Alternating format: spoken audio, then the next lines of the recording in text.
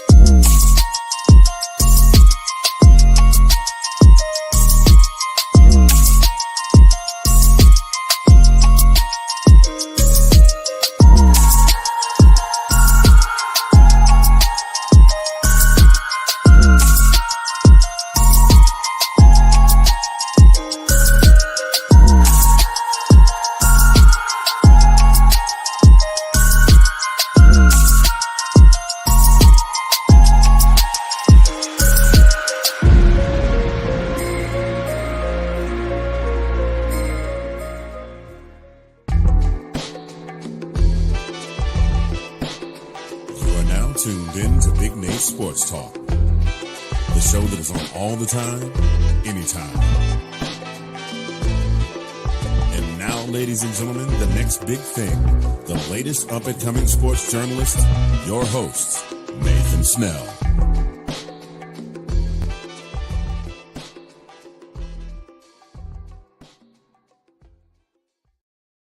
Thank you, Mr. Anthony Handy, for that wonderful introduction. Good evening, ladies and gentlemen. It is your host, Nathan Snell of Big Nate Sports Talk Podcast. This is episode 2, season 17 of Big Nate Sports Talk Podcast. In this episode, we are so everly graciously talking about, I cannot talk right now. We're talking about the Maryland Terrapins football team. This week, we're getting ready for Michigan. Relationship with your children. My God.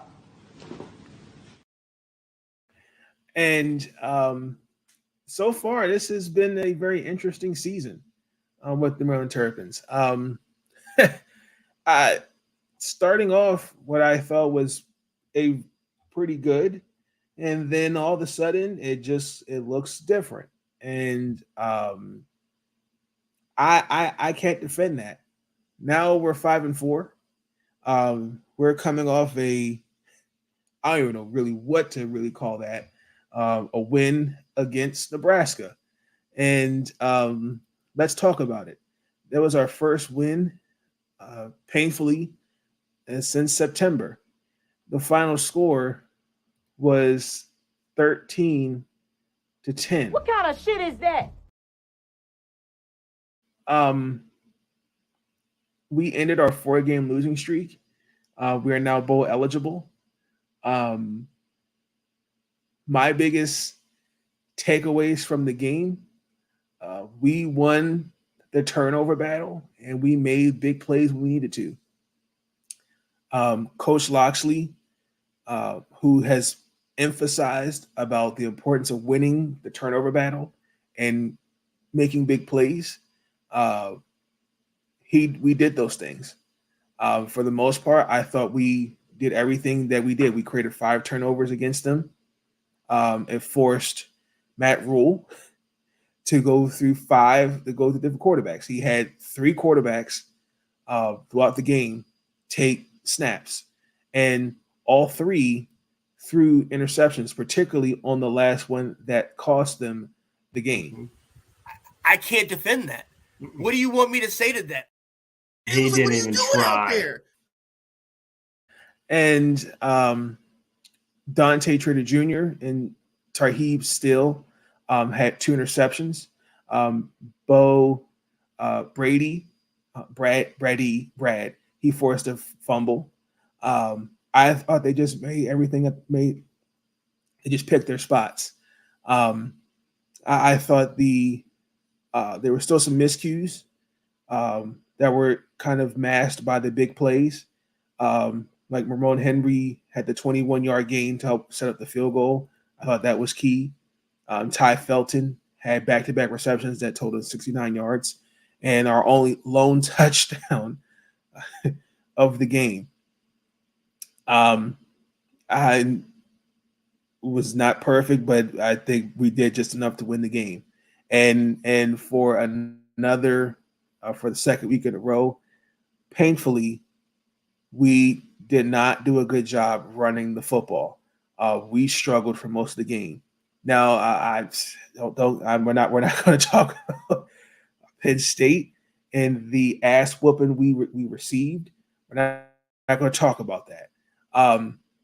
But within that game, I think it is fair to point. I think it is important to point out we're going up against arguably one of the best rushing defenses in the Big. We went up against one of the best rushing defenses in the Big Ten. When your running backs have a combined -6 yards, particularly Ramon Henry, on 5 attempts, you're not winning football games. I can't defend that. What do you want me to say to that?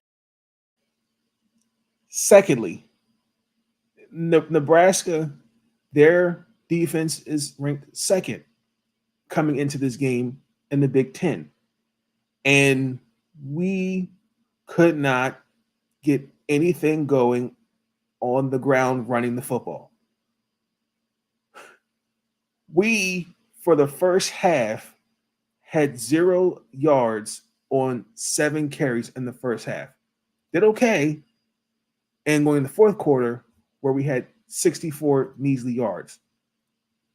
I really thought, I knew our running game had completely struggled, was coming in the third quarter when we gave Antoine Littleton the ball and he got stuffed on a 4th and 1 on the 17-yard line.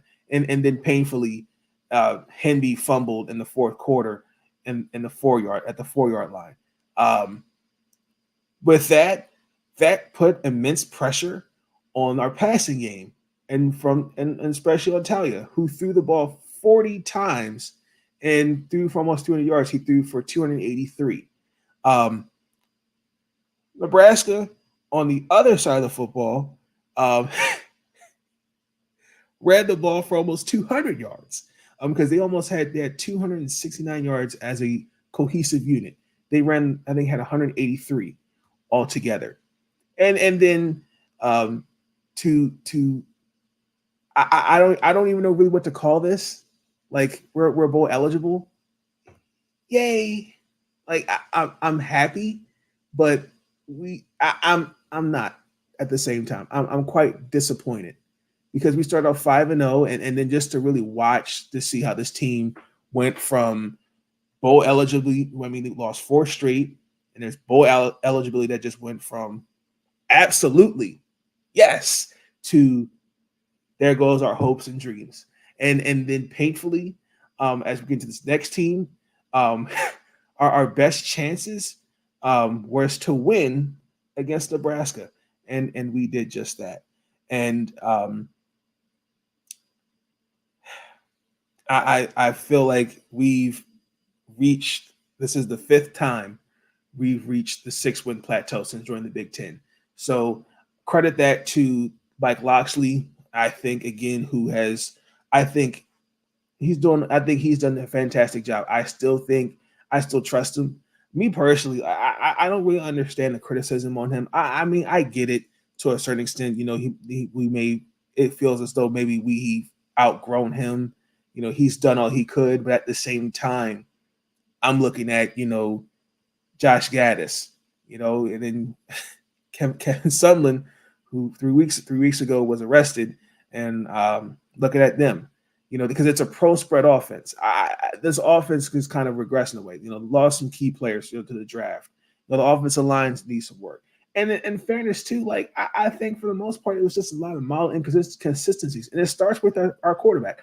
I love Talia, but he's shown flashes, and he's shown a lot of question marks, especially as he prepares to go into the NFL.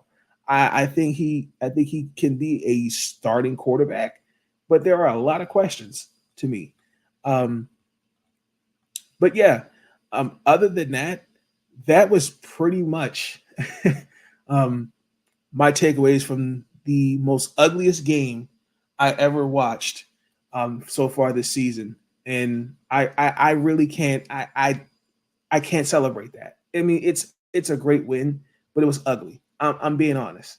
And I still think I really just, to be honest, I haven't recovered silly since the Penn State loss. And I said I wasn't going to talk about it. Let me just get it out the way. I know I'm going to get flagged for it, but I'm just going to say what I feel. We're not blaming Talia for this loss. That loss to Penn State. Not going to happen. He completed his first 17 passes on 200 yards and a touchdown. The first 3 drives of the game, it looked good. I mean, Todd Felton fumbled the ball, and then there was 2 unsuccessful 2-point conversions. Talia had an interception and a fumble on back-to-back drives. Again, when you cannot run the football and a defense that couldn't get a stop, and then an offensive line who was horrendously bad in protecting the quarterback, I can't blame Talia for that loss. I mean, in the 3 phases of the football, we were piss poor. And then the turnover battle, we're not going to do it. I'm not going to do it. Because the more I talk about it, the more I legitimately want to throw up. Respectfully, let's just painfully get into it. Matter of fact, back up. We played Michigan, who is 10-0 so far this season.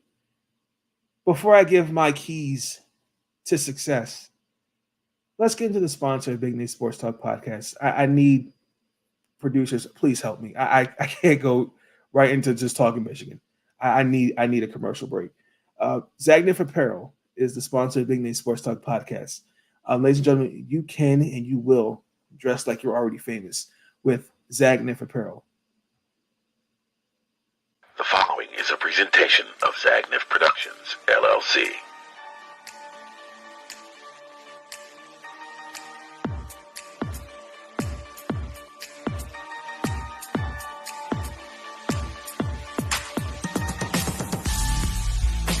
Introducing Zagnif Apparel. Our comfortable line of leisure wear and athletic wear will have you comfortable and stylish at any occasion. Whether you're at the gym, out shopping, or just relaxing at home. Whether you're an athlete or just want to lay around the house, we've got the perfect outfit for you. Stop by our website today and pick up your favorite pieces.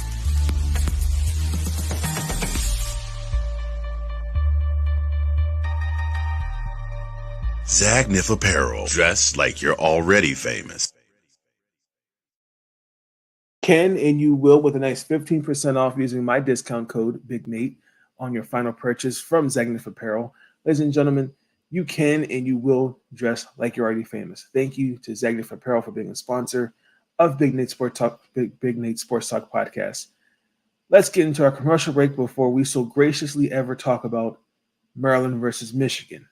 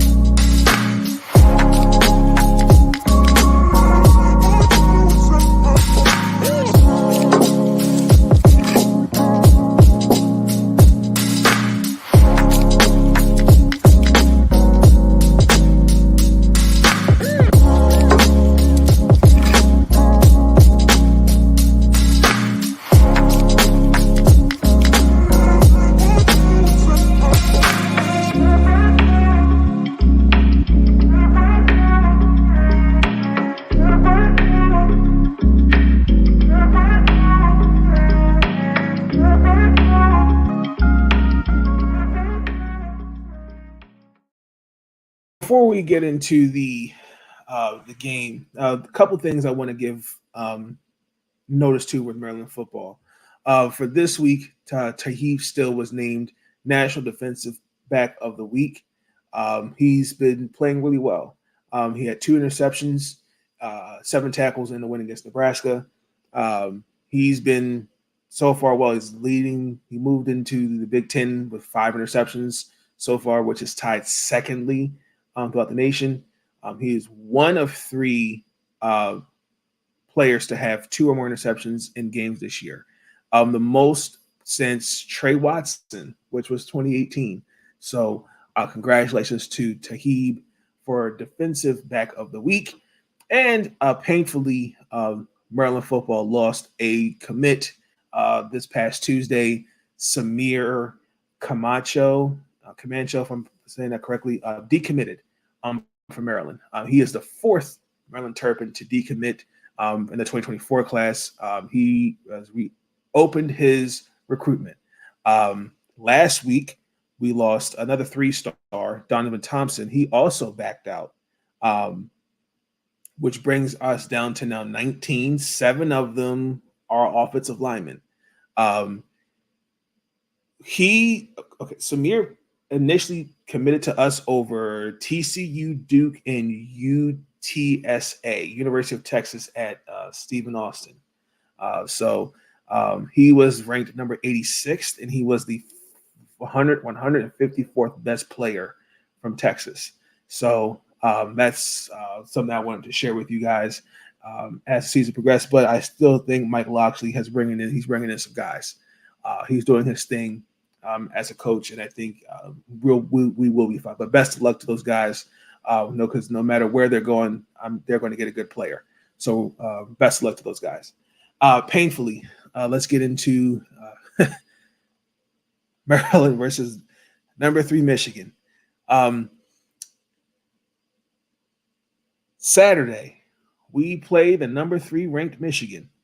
Both teams are coming off wins, us beating Nebraska, and then Michigan beating Penn State, where the coach that was in place of Jim Harbaugh crying on national TV won 25-14. The last 7 times we faced each other, Maryland and Michigan has embarrassed us. I'm just going to keep it. I'm just being honest. They've won 26 straight regular season games. Their last conference loss came 2 years ago, October 30th. Michigan is just they're just something different. They've just rolled through their competition this year. I mean, they outscored their opponents damn near by almost 30 points. They won every game by at least 2 or more possessions. They average almost about 42 points per game in conference. I mean, on all 3 phases of the ball, offense, they're just hard to beat. Period. They don't make mistakes. They're well disciplined. I mean, you have to execute extremely well to beat them. Now, personally, let me just speak on this because I know a lot of people have given them. I know I put out a post on Facebook.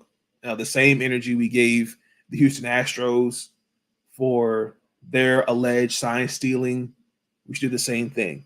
Now, for me, when it comes to Jim Harbaugh, I don't feel like that's my place to really criticize him in this because I feel as though there's others that were involved, and I think he's just taking the brunt of it.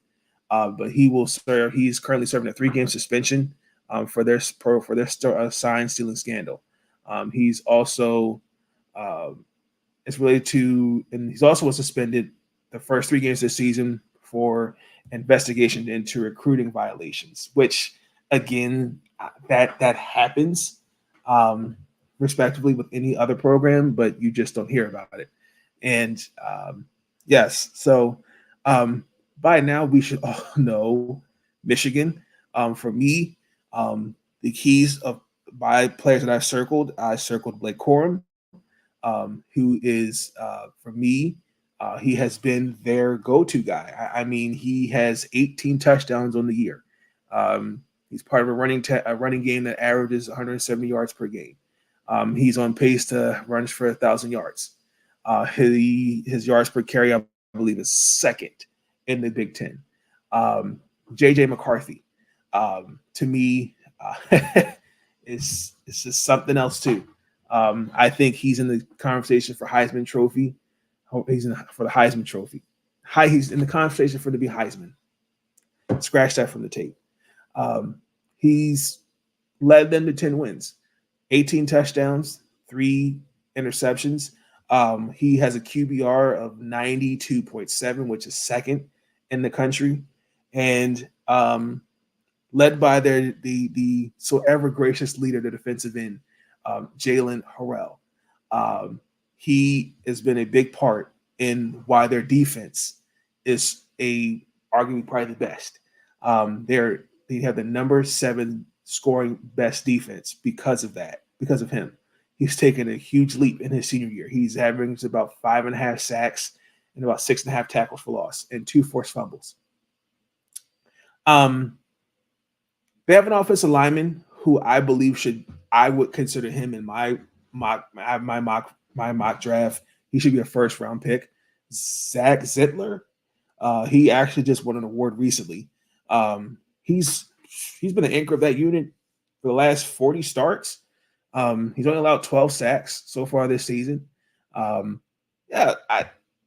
think he's kind of their bread and their glue of that offensive line.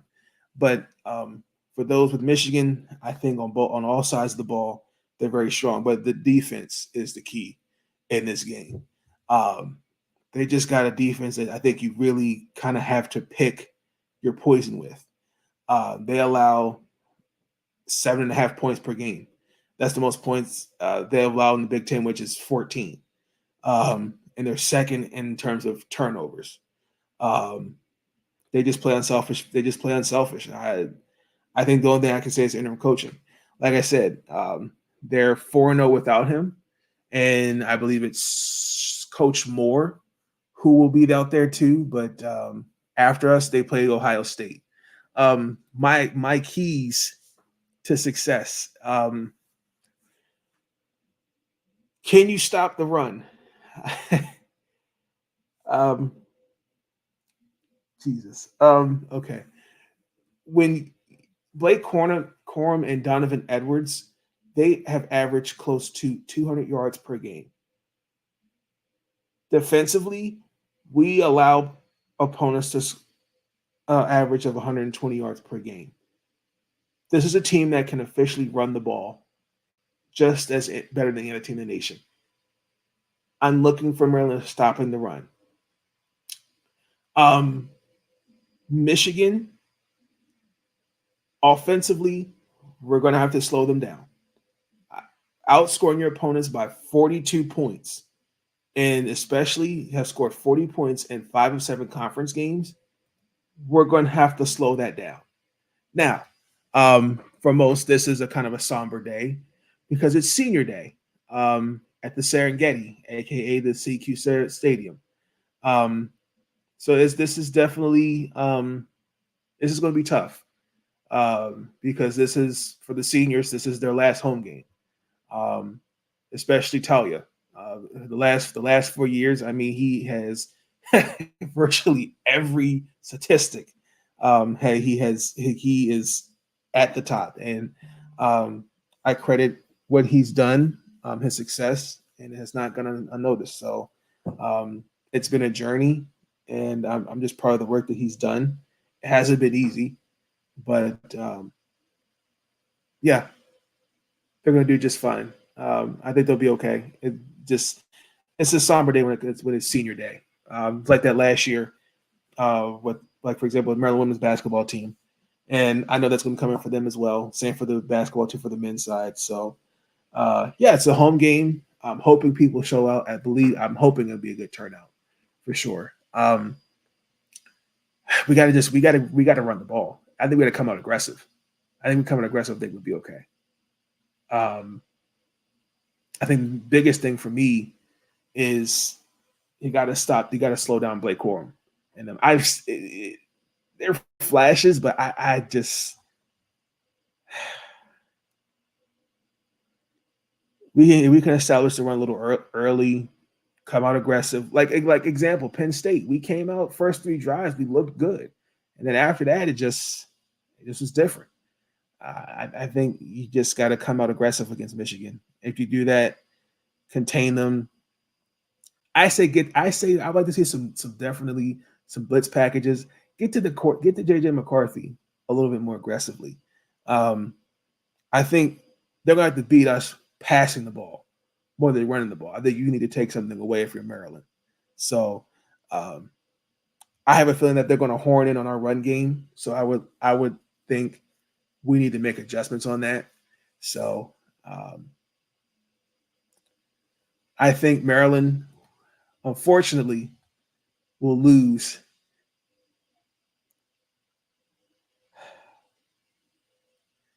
The Michigan Wolverines will beat the Maryland Terrapins 48-27. Guaranteed. I just see a score like that. Like I said, it's just been something different to watch with Michigan this year, and then watching Maryland these last few weeks, it just, yeah. But I'll be tuning in tomorrow. The game comes on Fox. Like I said, Fox Noon. Should be interesting. It's a home game. You know, we're at home. That should give us some confidence. We got friends, family in the crowd. So I do expect them to come out and be ready. Just be aggressive and just play. Make it hard for them, which I can see.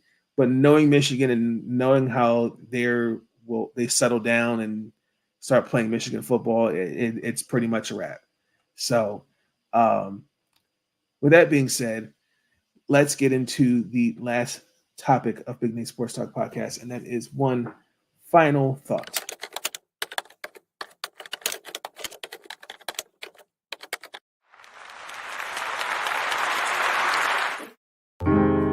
Thoughts are running through my mind, so I took some time to find a minute or two to organize.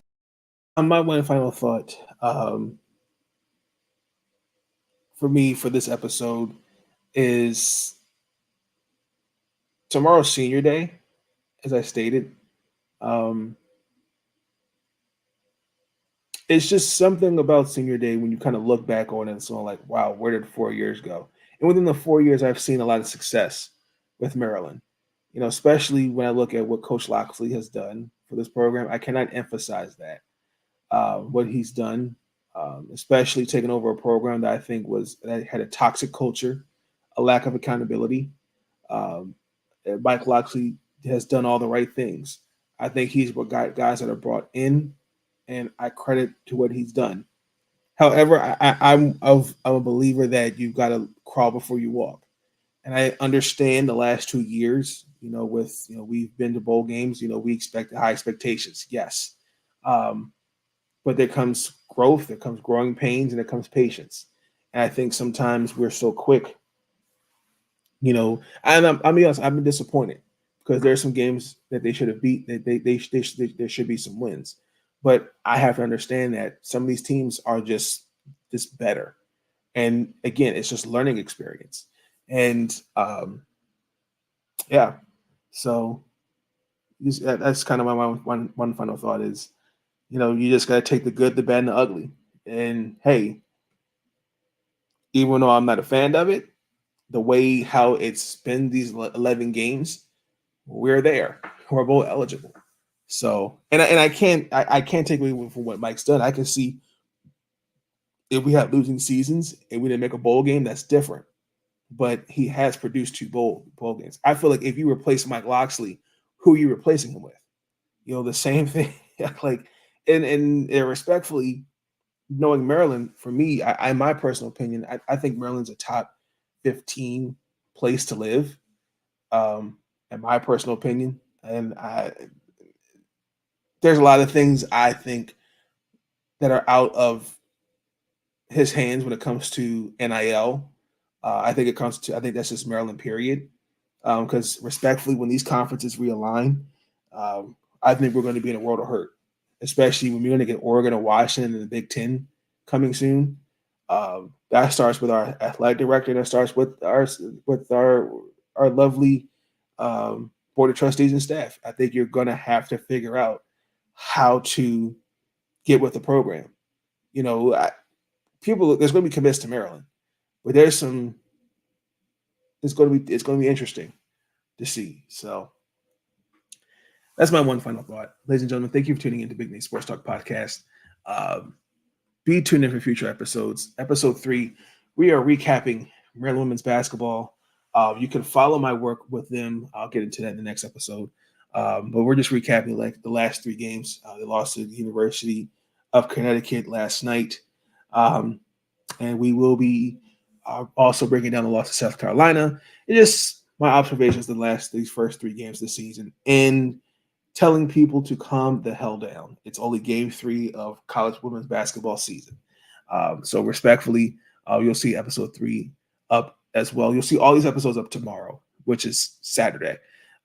Saturday morning. But with that being said, please like, comment, and subscribe. I will catch you guys on the flip side. Y'all have a good night. Peace. Stay out. I'm elevated, oh yeah. We was waiting, oh yeah. To make a statement, it's clear. The way them boys persevere. Yo, we taking the stairs. Don't let them get in our ear.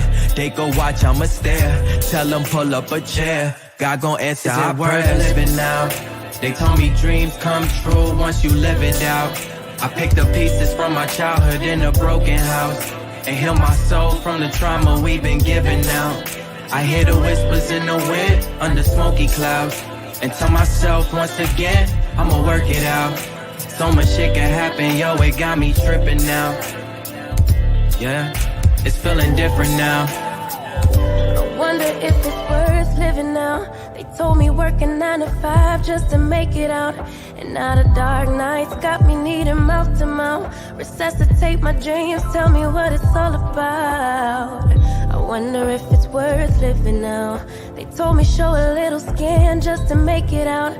They told me grind until I doubt, till I reach the clouds. Excuse me a little moment while I break out. Never let them take me out. Thank you for tuning in to Big Nate Sports Talk. If you enjoyed that episode, be sure to like, subscribe, and share the next big thing, the next up-and-coming sports journalist, Big Nate Sports Talk. It's on all the time, anytime. I want to thank you, yeah. I want to thank you. Ooh. For all the times you put up with me. Thank you.